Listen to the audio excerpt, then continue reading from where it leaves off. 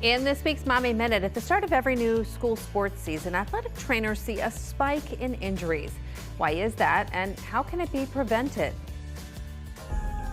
From ankle sprains to shin splints, the start of every sports season is always marked with young athletes suffering from injuries. That is the recipe for injury, is doing things doing too much of something too fast and too soon. It just brings blood flow to the area. Kurt Kessler is an athletic trainer with UPMC, currently serving in the Lower Dauphin School District. Athletes are usually waiting until the week before or the very first day of practice to start preparing for the season.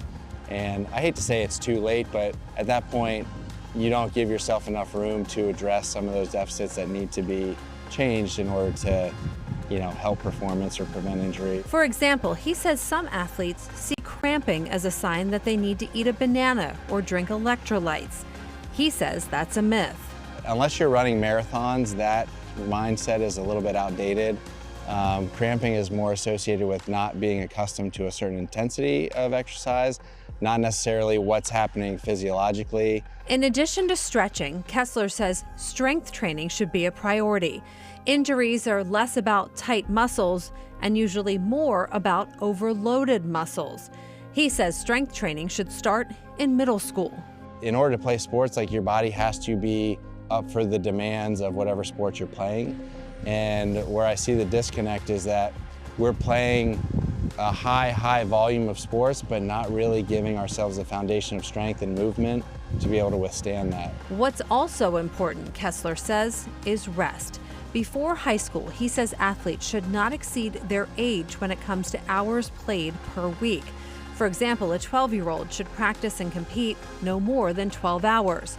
For high school and up, the threshold is 16 to 20 hours per week, with 1 to 2 days off if possible. Or with the emergence of club sports and playing sports 12 months out of the year, really just adhering to some rest guidelines, because so many kids are playing sports all throughout the week and then they go and play club sports on the weekends.